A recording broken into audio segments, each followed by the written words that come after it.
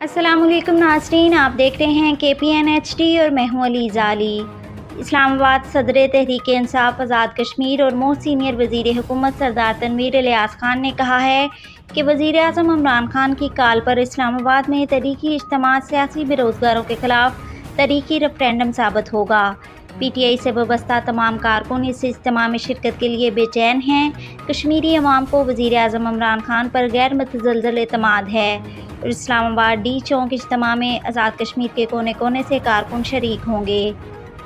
इन ख्यालात का इजहार उन्होंने गुज़िश्ता रोज़ यहाँ इस्लामाबाद में एक आला सतही मीटिंग के बाद अखबारी नुमाइंदों से गुफ्तगू करते हुए किया। उन्होंने कहा कि अपोजिशन बैनुल-अक़वामी साजिश का हिस्सा बनकर तहरीक अदम-एतमाद के ज़रिए पाकिस्तान की अवामी तवक्कुआत और ख्वाहिशात के हामिल हुकूमत को ख़त्म नहीं कर सकती। अदम एतमाद बुरी तरह ना सिर्फ नाकाम होगी बल्कि अपोजिशन को पाकिस्तान के अंदर सर छुपाने की जगह नहीं मिलेगी। पूरी कौम वज़ीर आज़म इमरान खान के शाना बशाना खड़ी है।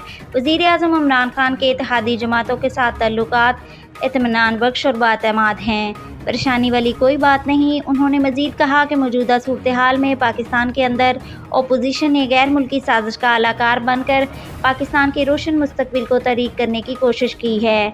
कौम जान चुकी है कि कौन दुरुस्त सिमत में है। पाकिस्तान के अज़ली दुश्मनों को बेनकाब करना वज़ीर आज़म इमरान खान का कारनामा है और ये दुश्मन अब पाकिस्तान के अंदर मौजूद अपने कारिंदों के ज़रिए मुल्क के अंदर अफरा तफरी और बेचैनी पैदा करके पाकिस्तान को तरक्की की राह से हटाने की कोशिश कर रहे हैं। उन्होंने कहा कि पूरी कौम इमरान खान के साथ है। अदम एतमाद के ज़रिए इक़्तिदार हासिल करने की ख्वाहिशमंद अपोजिशन को इस कोशिश से कुछ भी हासिल नहीं होगा।